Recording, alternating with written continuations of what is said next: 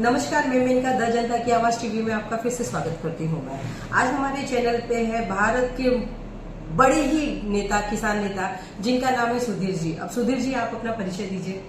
मैं सुधीर कुमार, किसान मंच का मैं राष्ट्रीय सचिव हूँ और दिल्ली एनसीआर का प्रभारी, और हरियाणा को मैं बहुत नजदीक से देखता हूँ। समाजवाद से सामंतवाद की तरफ जो है धीरे धीरे पहुंच रहा है, इस पे आप क्या कहेंगे? बड़ा अच्छा सवाल है आपका मैडम। देखिए, देश में इस समय बड़ी विषम परिस्थिति से लोग जूझ रहे हैं। लोगों को जो उनके वास्तविक मुद्दे हैं उनसे ध्यान हटाने के लिए इस तरह के मुद्दों पे लोगों का ध्यान डाला जा रहा है जो किसी भी तरह से जनता के हक में नहीं है। पिछले आने वाले 10-12 सालों में आप देखेंगे कि पूरा देश समाजवाद से, या कहिए जो जनता की आवाज थी, समाजवाद से सामंतवाद या पूंजीपतिवाद जो चल रहा है उसकी तरफ बढ़ रहा है, जिसके नतीजे बहुत खतरनाक होने वाले हैं। इस सामंतवाद में नुकसान किसका है? देखिए, इस सामंतवाद में नुकसान कभी भी पूंजीवादी आदमी का नहीं होता। सामंतवाद से नुकसान केवल आम जनता का है, और अगर विशेष रूप से बात करें तो किसानों का है, जो ग्राउंड पर जो मजदूर काम कर रहे हैं उनका नुकसान है, जो खेतों में काम कर रहे हैं कृषक समाज उनका नुकसान है, और जो मध्यम दर्जे का जो उपभोक्ता है और उसका नुकसान है। मौजूदा स्थिति में किसान और मजदूर की स्थिति बड़ी दयनीय है 2014 के बाद, इस पे आप क्या कहेंगे? देखिए, किसान की हालात तो अभी से नहीं, आजादी के बाद से कोई बहुत अच्छे नहीं है। पूरे विश्व में अगर आप देखेंगे तो भारत का जो कृषक समाज है, जो किसान है, वो सबसे निम्न स्तर पे आता है। बाकी देखिए, यूरोप के जो किसान हैं बहुत संपन्न किसान हैं, बड़ी खेती करते हैं, लेकिन हमारे यहाँ किसान की ये हालत है कि बीज के समय बीज नहीं मिलता, जब पैदावार लगा देता है तो उसको खाद नहीं मिलती, पानी नहीं मिलता, बिजली नहीं मिलती, और जब फसल पैदा हो जाती है और जब उसका समय आता है बेचने का, जिससे अपने परिवार का भरण पोषण कर सके, और जब उसको लेके मार्केट में जाता है तो उसको कीमत, उसको अपनी जो पैदावार है उसको सही कीमत नहीं मिल पाती। मौजूदा किसान की समस्या भारत में क्या है, और क्या इनकी समस्याओं को रिजॉल्व करने में बीजेपी सरकार सफल हुई है? देखिए, जो किसान है उसकी सबसे बड़ी समस्या यही है कि उसको अपनी फसल का जो सही कीमत है, सही दाम है, सही मेहनताना है।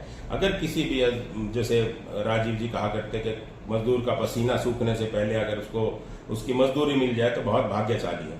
इसी तरह से किसान का फसल बोने से लेकर और फसल की कीमत उगाने के बाद, अच्छी फसल होने के बाद और उसकी सही कीमत मिल जाना, ये उसके लिए बहुत भाग्यशाली काम होता है। आप देखें, किसान को सरकार ने आज 22 रुपए रेट अगर दिया है तो किसान की फसल उठाने के लिए मंडी के अंदर में कोई तैयार नहीं है। पिछले 3 महीने से जो जीरी की फसल, जिसको हम कहते हैं चावल की फसल, मंडियों में पड़ी सड़ रही है कि सरकार उसको खरीदने में बिल्कुल अक्षम है।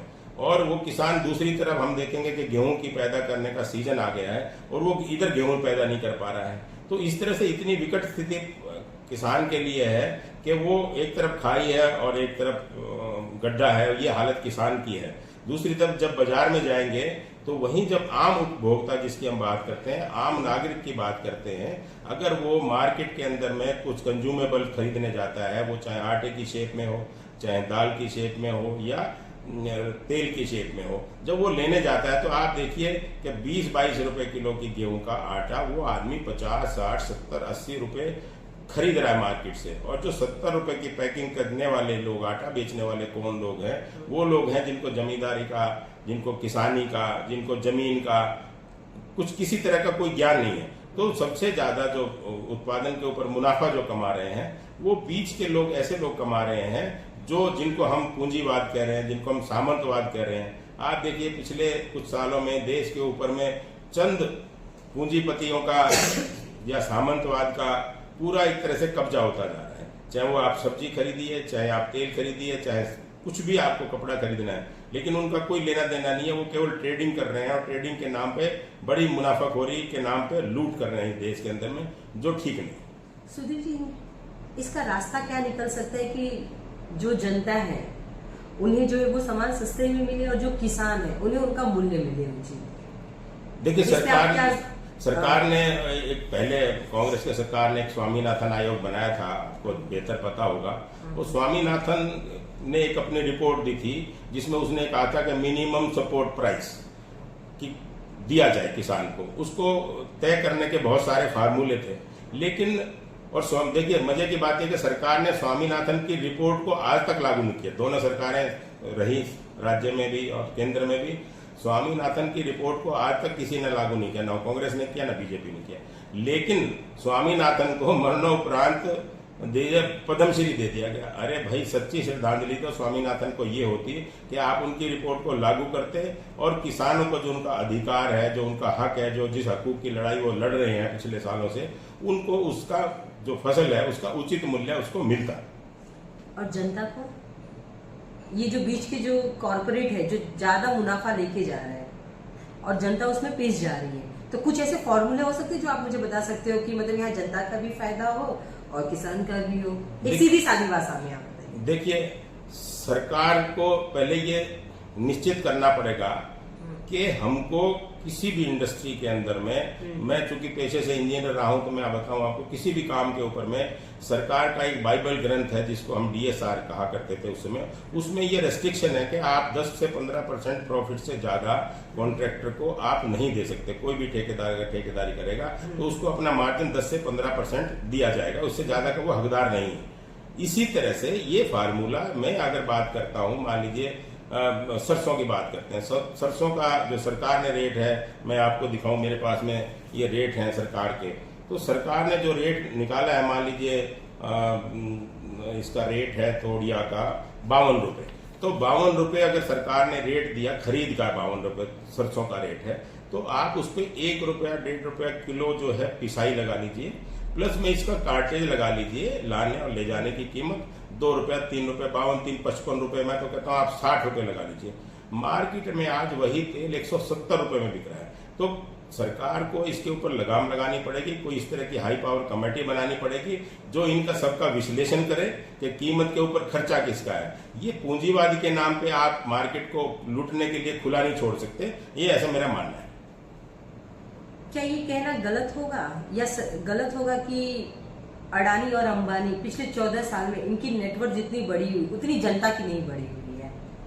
बिल्कुल सही कहा आपने। हाँ। देखिए, पूंजीवादी तो हमेशा आजादी के बाद से ही देश में बढ़ता रहा। पहले वो जो आप देखेंगे, आजादी से पहले जो ईस्ट इंडिया कंपनी आई थी वो पूंजीवादी थे, लेकिन उनके जाने के बाद में वो जो रूल था वो ब्रिटिश रूल में ट्रांसफर हो गया। लेकिन जब वो जाने लगे तो उन्होंने इस तरह की पूंजीवादी की जो अपना बैटन था वो यहाँ के चंद पूंजीवादियों को दे दिया। लेकिन पिछले, अगर आप देखेंगे पिछले 10, 12, 15, 14, 10 सालों के अंदर में ये जो असमानता है, जो गैप है आम आदमी के और पूंजीवाद के बीच में, बहुत तेजी से बढ़ रहा है और पूंजी का केंद्रीयकरण हो रहा है। यानी कि जो गरीब आदमी है या मध्यम वर्ग का जो आदमी है, उसके अगर पूंजी के नाम पे अगर देखेंगे आप तो उसके पास बहुत कुछ नहीं मिलेगा। चाहे वो कैश के रूप में होगा तो डिमोनिटाइजेशन के रूप में निकाल लिया, प्रॉपर्टी कैश आप रख नहीं सकते। तो जो पूंजीवाद है वो सब कुछ रख सकता है, उसको बहुत सारी लिबर्टी सरकार पूंजीवादों को टैक्स के रूप में और लोन के रूप में बहुत तरह के दे रहा है। तो सरकार को समानता का अधिकार रखते हुए जो भी लिबर्टी है ना, वो ग्राउंड से मजदूर से लेकर और पूंजीवाद तक का जो नजरिया वो समान होना चाहिए। इसमें असमानता का कोई मतलब नहीं है, लोगों के बीच में डिस्पैरिटी मतलब ऐसा मैं मानता हूँ कि नहीं होनी चाहिए। मैं आपसे 2 सवाल और ये पूछ रही हूँ कि ये जो 5 किलो जो राशन 80 करोड़ जनता को जो दी जा रही है, इसे उपलब्धि माना जाए कि इसे निकम्मे माना जाएगा? देखिए, ये तो समाज के ऊपर एक, मेरा निजी राय ये है कि ये समाज के ऊपर एक धब्बा है। किसी आदमी को आप निकम्मा बना दीजिए, आदत डाल दीजिए, जैसे नशे वाले आदमी को नशे की आदत डाल दी जाती है, वो किसी काम का नहीं रहता।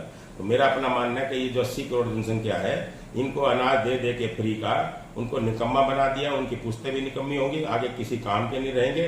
और उनमें से कुछ तो लोग ऐसे जो अनाज बेचते हैं तो उसके बाद नशा करते हैं। तो ये तो समाज की जो आने वाली पीढ़ी है उसको खराब करने के लिए जो कदम उठाया जा रहा है वो बिल्कुल गलत है। इसको तुरंत, इसको आप रोजगार की शक्ल में दीजिए, आप इसको मेहनताना की शक्ल में दीजिए, उससे आप कुछ भी काम कराइए, भेज दीजिए फौज पे, भेज दीजिए बॉर्डर पे, खाना खिलाएगा, सेवा करेगा, हथियार साफ करेगा, लेकिन उसको उसके बाद मेहनत करने के बाद आप उसको दीजिए। लेकिन किसी आदमी को बिठा के अगर आप अनाज दीजिएगा तो मैं ऐसा मानता हूं कि सिवाय जीवन खराब करने से उसका इसके अलावा और कोई मार्ग नहीं है।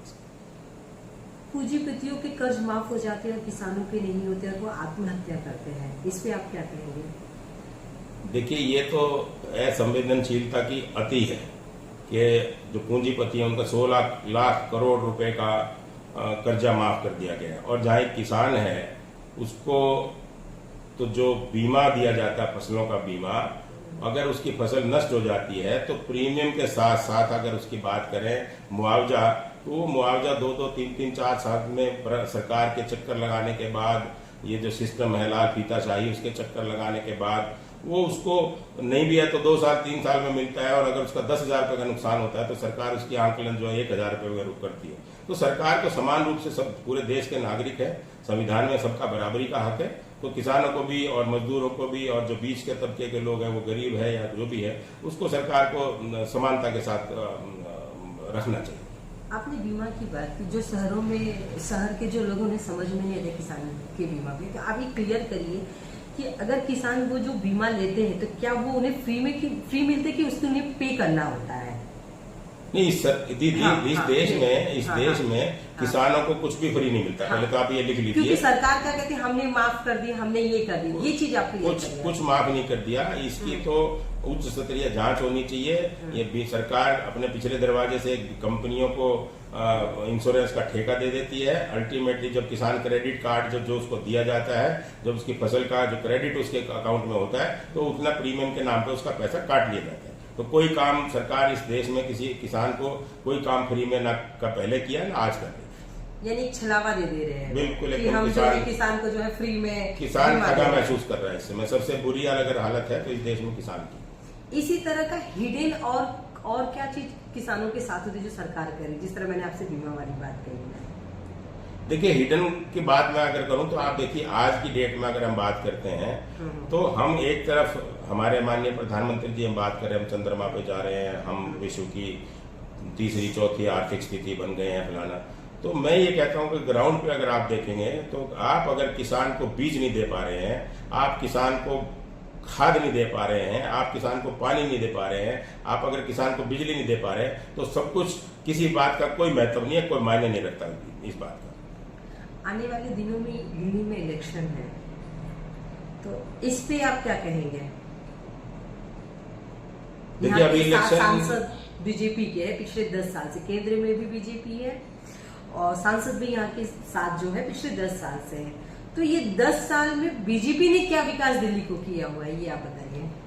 दिल्ली एक बड़ा दुर्भाग्यपूर्ण स्थिति है दिल्ली के लिए। तो जो सांसद हैं वो मुझे जानकारी नहीं है कि कैसे चुने, किसने चुने, क्योंकि बहुत सारी बातें मार्केट में और समाज में चलती हैं किस तरह जीते हैं। लेकिन जहां तक उनके कार्य प्रणाली का सवाल है, मुझे भी दिल्ली में इतने मैंने किसी सांसद को आज तक सड़क पर नहीं देखा, कोई काम करते नहीं देखा, किसी जनता से मिलते नहीं देखा। ये तो जैसे ही जीतते हैं उसके बाद में सब नदारद हो जाते हैं। तो इन्होंने कोई काम ग्राउंड पे नहीं किया है। लेकिन अभी इलेक्शन अभी दूर है। दिल्ली की हालत इसलिए भी खराब है क्योंकि दिल्ली को पूर्ण राज्य का दर्जा नहीं है।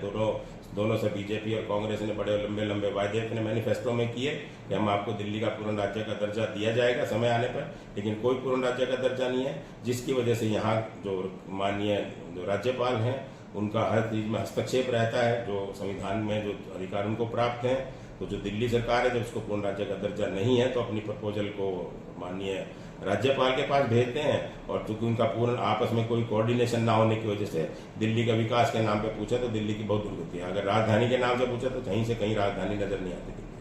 केजरीवाल ने जो वादा किया हुआ था पिछले 12 साल पहले सत्ता में आने के, तो क्या वो अपने वादे पे पूरी तरह खरे उतरे हुए हैं या फ्री का चीज देना ही एक प्रलोभन दिए हुए हैं?